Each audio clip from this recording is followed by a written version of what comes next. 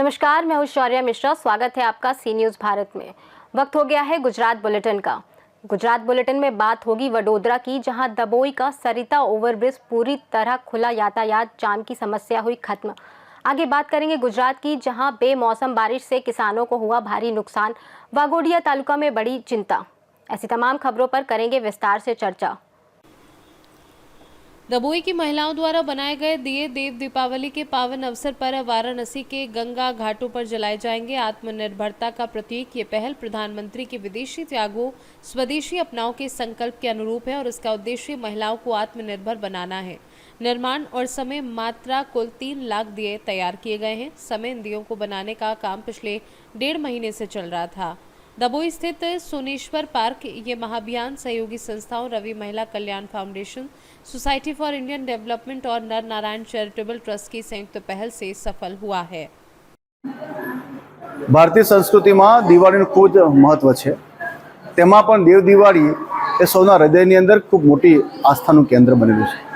આજે ગુજરાતમાંથી ડભોઈમાંથી આર્ટિસ્ટ એટલે કે જે દીવા બનાવનારી બહેનો છે એના દ્વારા society for Indian development, Reva foundation, Narnarayan foundation દ્વારા ખૂબ અદ્ભુત કાર્ય થઈને કાશી વિશ્વનાથ મહાદેવના ગંગા માતાના નદીના કિનારે જે કંઈ ઘાટ છે એના પર 3 લાખથી વધુ દીવાઓ અહીંથી મોકલવામાં આવશે।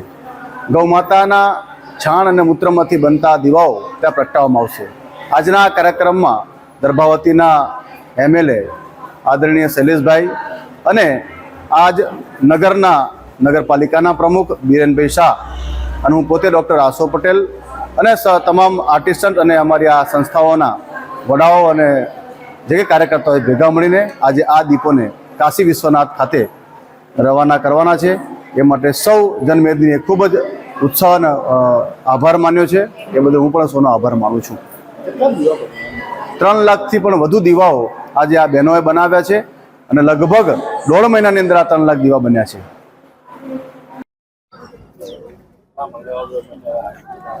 આજે દર્ભાવતી માટે ગૌરવની ક્ષણ છે।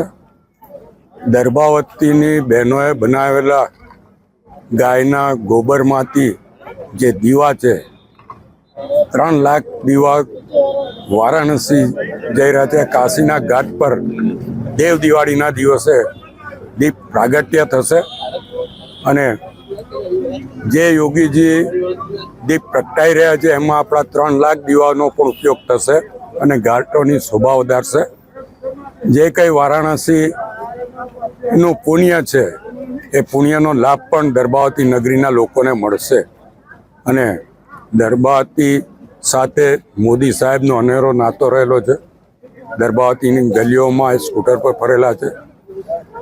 વડોદરા અને વારાણસીનો નાતો પણ અલગ છે। મોદી સાહેબ 2014માં વડોદરા અને વારાણસી બંને ઠેકાણેથી લોકસભા ઇલેક્શન લડ્યા હતા। વડાપ્રધાન બનાવવામાં વડોદરાનો અને વારાણસી બંનેનો સહયોગ રહ્યો છે।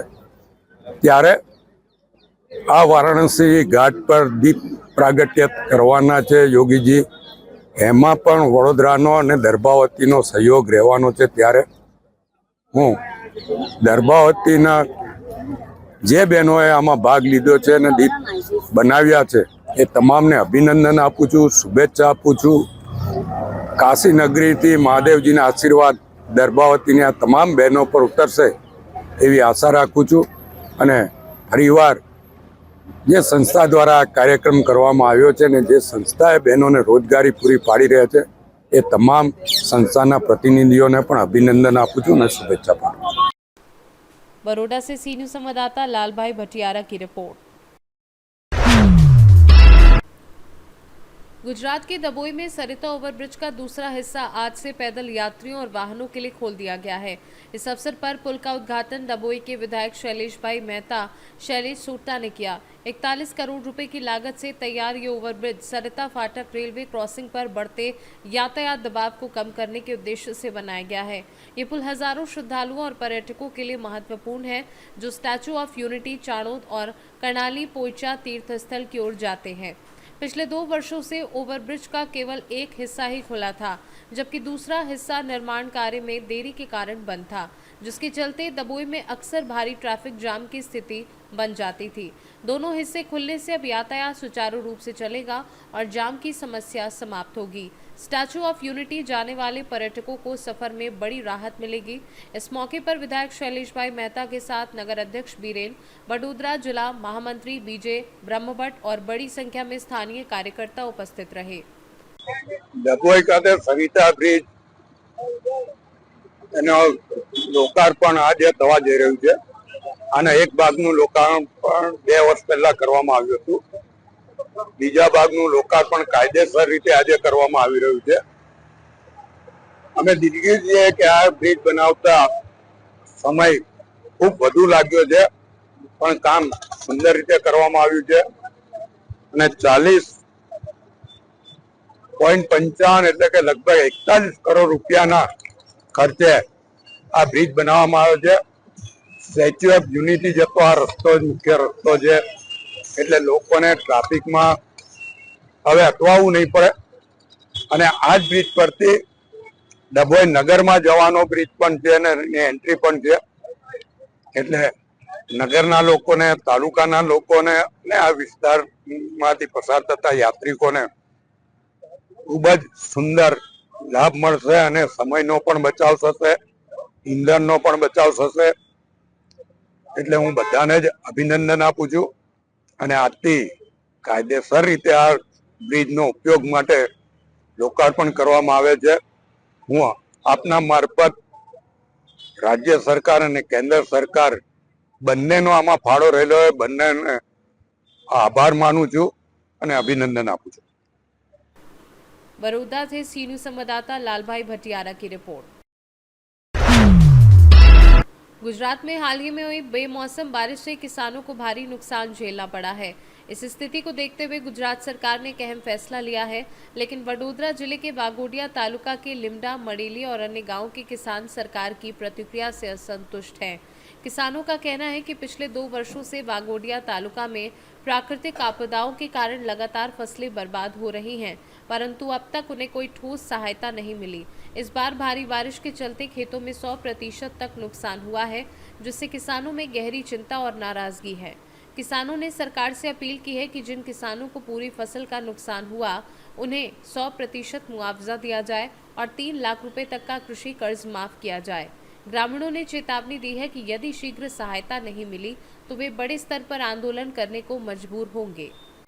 आ मारी खेती है અને હું ભાગ્યા કરું છું જમીન અને જમીન ભાગ્યા કરી મારું ગુજરાન મારા છોકરો માટે ગુજરાન ગોળવું છું અને જમીન બીજાની અને ભાગ્યા કરીને રહું છું, તો મને આ પાણી ને આ વરસાદથી આટલો નુકસાન જયું છે અને મને કોઈ લાભ મળે, મારી કોઈ જમીન ખાતે નહીં, મારી પાસે કોઈ મિલકત નહીં, પણ ભાગે જમીન કરીને રહું છું, તો મને કોઈ કંઈક સહાય મળે એવું કંઈક સરકાર કરજો।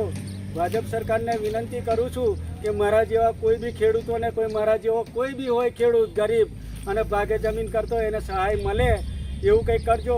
અને મારા ખેડૂતનું નામ છે ગોવિંદભાઈ ભીમાભાઈ પરમાર, તાલુકો વાઘોડિયા, જિલ્લો વડોદરા અને ઠેકાણું કુમાર ફળિયું, ગામ લીમડા। જો વળતર સાહેબ મને નહીં મળે તો હું આત્મહત્યા કરી લઈશ। આ મૂળાની મઢેલી પટેલ સંજયલાલ જેઠાભાઈ ખેડૂત બોલું છું કે 5 લાખ પગારે પણ અમને વળતર નહીં, ગઈ સાલનું વળતર નહીં મળ્યું, આ સાલનું વળતર મળ્યું નહીં। અમારે સર્વે કરાવવું નથી, વરસાદ બધી જગ્યાએ હરખો જ પડે છે, કોઈને બાકી રાખતો નથી, તો દરેક ખેડૂતના ખાતામાં પૈસા જમા થવા જોઈએ અને એમનું 3 લાખનું દેવું માફ થવું જોઈએ। ઘોડો તાલુકો દર વખત ટારી દેવામાં આવે છે વડોદરા જિલ્લામાં, તે ટારાઓ જોવે નહીં, લોલીપોપ આપી અને જતા રહે છે, નકશા દોરે છે અને ખેડૂતોના ખાતામાં પૈસા પડતા નથી। કોઈ પણ જાતનું વળતર અત્યાર સુધી અમને મળ્યું નથી, તો અમને તાત્કાલિક સર્વે કરી જે કંઈક તમારે જે કરવું હોય તે કરો, પણ અમને વળતર મળવું જોઈએ એટલે મળવું જોઈએ। હું મઢેલી ગામનો ખેડૂત તરુણ પટેલ। અમારા ગામમાં 100% નુકસાન છે અને અમારે કોઈ આ રીતે સર્વે કરીને સહાય જોતી નહીં, બને તો સરકાર ખેડૂતોનું દેવું માફ કરે। આગલી સિઝનના બી કોઈ ઠેકાના નથી, આ સિઝન લેટ જાય તો બીજી સિઝન બી અમારી આવવાની નથી। તો સરકારને અમારી અપીલ છે કે સરકાર 100% વળતર ચૂકવે તો ખેડૂતોનું દેવું માફ કરે। गुजरात से सी न्यूज संवाददाता हुसैन मंसूरी की रिपोर्ट। साबरकांठा जिले के तलोद तालुका के तलोद गांव में बापसीताराम की मादुली के पास स्थित सामुदायिक भवन में आज सत्यमेव जयते परिवार और पूरे तलोद गांव को नववर्ष की बधाई देने के लिए पहला स्नेह मिलन कार्यक्रम भव्य रूप से आयोजित किया गया। शिक्षण एस कल्याण संकुल लावलखेड़ा के संस्थापक महिपत सिंह चौहान, जो बेसहारा वृद्ध माताओं का सहारा बनकर हजारों अनाथ बच्चों को पालन पोषण कर एक पिता के रूप में सेवा दे रहे हैं, इस स्नेह मिलन कार्यक्रम के मुख्य अतिथि के रूप में पधारे। महिपत सिंह चौहान की विशेष उपस्थिति में तलोद गांव के प्रमुखों, बुजुर्गों और युवाओं द्वारा स्नेह मिलन कार्यक्रम का भव्य आयोजन किया गया। शिक्षण इस कल्याण संकुल धरती नो चेडो वृद्धाश्रम और टेको दिव्यांग आश्रम का प्रबंधन महिपत सिंह फाउंडेशन द्वारा किया जा रहा है, जहां हजारों अनाथ बच्चों का पालन पोषण हो रहा है और उन्हें अच्छी शिक्षा मिल रही है। નમસ્કાર, ખૂબ આભાર તમારા બધાનો કે મીડિયા પણ આટલી ઉપસ્થિત રહી અને અમારી વાતો જે છે એ સાબરકાંઠા જિલ્લા સુધી આ બધા મિત્રો પહોંચાડશે એવો પૂરો વિશ્વાસ છે। ફરીવાર કહીશ કે સાબરકાંઠાએ ખૂબ પ્રેમ આપ્યો છે અને ઓલવેઝ કહ્યું કે સાબરકાંઠાનો જમાઈ પણ છું, એટલે પહેલો હક પણ છે મારો પ્રેમનો। So thank you so much. અને સત્યમેવ જયતે પરિવાર સ્પેશિયલી એના માટે આજે આહવાન થયું છે। એનો આજે પ્રથમ સ્નેહ મિલન કાર્યક્રમ છે, તલોદ મુકામે યોજાયો। ખૂબ મોટી સંખ્યાની અંદર બધા પ્રેમ આપવા માટે ઉપસ્થિત રહ્યા। સો ખૂબ ખૂબ આભાર અને બહુ બધી લાગણીઓ અને ખૂબ ઉત્સાહ અને ખૂબ આનંદ લઈને અહીંથી જઈ રહ્યો છું અને ફરીવાર ખૂબ જલ્દી આવવાની હું પ્રોમિસ કરું છું। Thank you. આપનું નામ છે? महिपत सिंह चौहान। साबरकांठा से सी न्यूज संवाददाता दिलीप परमार की रिपोर्ट। फिलहाल के लिए गुजरात बुलेटिन में बस इतना ही। देश और दुनिया की तमाम बड़ी खबरों के लिए बने रहिए सी न्यूज भारत के साथ।